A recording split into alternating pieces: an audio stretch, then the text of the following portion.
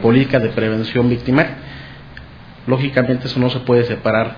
de lo que es los factores criminógenos, es una cara de la moneda, y la segunda cara sería los factores victimógenos. El fenómeno de la criminalización no se puede separar de la victimización, es decir, son dos caras del mismo fenómeno social, del delito o el crimen. Okay. Y dentro de las ciencias penales, ¿dónde ubicamos a la victimología? Bueno, la victimología se encuentra ubicada dentro de la tipología o clasificación de las ciencias penales. Hay 4 clasificaciones, lo que es las ciencias penales preventivas, las ciencias penales principales, las ciencias penales auxiliares y las ciencias penales instrumentales. Dentro de las ciencias penales preventivas encontramos, por ejemplo, lo que es la política criminal, que engloba específicamente lo que es precisamente la prevención del delito a través de instrumentos, acciones, mecanismos, estrategias, como lo es también un medio, el derecho para llevar a cabo esa situación de prevención, evitar que se siga actualizando o disminuir lo que es el delito. Dentro de lo que son las ciencias penales principales tenemos específicamente el derecho penal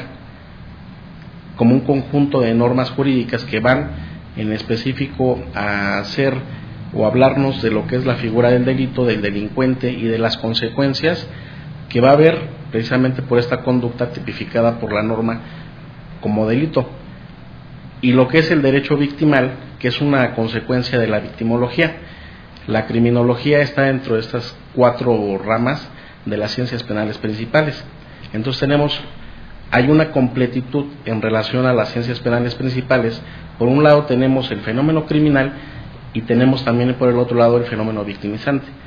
Tenemos al delito, pero también tenemos las normas protectoras que son consecuencia precisamente de lo que es la victimología. La victimología no solamente va a surgir en el siglo pasado, a mediados del siglo pasado, como una consecuencia de lo que es el fenómeno de victimización o macrovictimización que se hizo de lo que es el fenómeno del Holocausto judío, y a raíz de este fenómeno se empiezan a realizar estudios de por qué se presenta una victimización del ser humano hacia otros seres humanos. En base a esto se da precisamente el estudio. La victimología tiene sus orígenes en 2 grandes representantes que se denominan los padres de la victimología. Tenemos por un lado a Benjamin Mendelssohn, un judío que fue perseguido por los nazis por sus ideas y que estudió desde lo que es precisamente este esquema victimizante o macrovictimizante, estudió el fenómeno de la victimización, haciendo por ejemplo una tipología desde el punto de vista de la culpabilidad de la víctima en lo que es la génesis del delito, la génesis del crimen, por qué nace el delito y qué participación tiene la víctima en el nacimiento de lo que es el delito. En ese sentido, hay otro representante también, junto con Mendelssohn, que es Hans von Henting, que fue un alemán que estudió también el fenómeno victimizante. Él, dentro de sus obras, por ejemplo, The Criminal and His Victims, el criminal y sus víctimas, nos da precisamente un enfoque muy especial respecto de lo que es la tipología, no desde el punto de vista como lo veía, por ejemplo, Mendelssohn, desde la culpabilidad, la víctima, por ejemplo, inocente, hasta llegar a la víctima más culpable que el delincuente, pasando por diferentes estadios intermedios, como podrían ser la víctima menos culpable que el delincuente o el victimario, la víctima igual que culpable, la víctima más que culpable y la víctima únicamente culpable de lo que es el fenómeno victimizador. Y Hans von Henting nos habla sobre una tipología diversa. Él nos habla desde el punto de vista de las relaciones o los vínculos que se establecen entre el criminal y entre su víctima, y lógicamente aquí nace la pareja criminal víctima-victimario. En base a esto se hace una tipología también en base a que si la víctima conocía a su victimario, o no lo conocía respecto de los diferentes tipos de victimización. Así tenemos, por ejemplo, que hay una victimización primaria, como te hablaba hace un momento, que es directamente el procedimiento, lo que es el proceso conforme al cual la conducta criminal victimiza, afecta en la esfera jurídica a la persona, volviéndola una víctima. Lo que es el fenómeno de la victimización secundaria, que es desde el punto de vista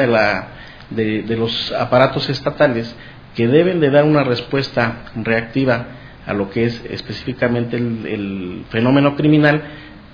y atender a la víctima en ese estado de afectación, más sin embargo por negligencia, más sin embargo por falta de capacitación, falta de un perfil adecuado, no lo hacen y le generan más afectación a la víctima. Sería una victimización secundaria. Y la victimización terciaria sería enfocada a lo que es ya el papel de etiquetamiento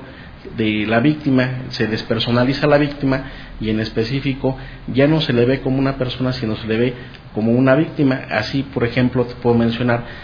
se le estereotipa o se le etiqueta de una manera peyorativa, mencionando, por ejemplo, a una persona que fue abusada sexualmente, se le conoce en el término como una persona violada. Ya no se conoce como una persona con un nombre, un apellido específico, sino se le estigmatiza de una manera que en ese sentido esta persona tiende a sufrir más por el estigma o la etiqueta que le pone la sociedad misma. Okay. Entonces ahorita nos quedó claro ahorita que los orígenes de la investigación de la victimología surgió en Alemania, o sea, en el extranjero. Después de la Segunda Guerra Mundial surge esta ciencia, que es una consecuencia. De hecho, la primera convención que emite la Organización de Naciones Unidas es enfocada precisamente a la convención, o se denomina la Convención de Prevención del Delito de Genocidio y su sanción, que fue el 9 de diciembre de 1948, un día antes de emitir la Declaración Universal de los Derechos Humanos. Entonces, de ahí la importancia, lo que es la relevancia del fenómeno victimizador, que se dio a gran escala. Se hablan de 6 millones de judíos que fueron exterminados propiamente por cuestiones de discriminación racial, y en específico de ahí surge lo que es el fenómeno del estudio sobre la víctima, que anteriormente en la antigüedad ya estaba o nos da un esquema los doctrinarios respecto de su participación, pero desaparece del esquema o del escenario del derecho penal para enfocarse más que nada al delincuente y al delito. De hecho, las escuelas penales estudian el delito, estudian el delincuente, y muy pocos son los tratadistas que se refieren a la víctima. Por ejemplo, en la escuela clásica, lo que es el principal expositor, Francesco Carrara, ahí nos habla él, pero se refiere en una cuestión expositiva ante el Congreso italiano en el siglo XIX, cuando acude a mencionar en relación a la problemática criminal que había en aquel entonces, se refiere a la víctima como aquella persona que ha sido afectada, y que en ese sentido cualquier persona es potencialmente víctima, y eso lo vimos hasta nuestros días. Por ejemplo, también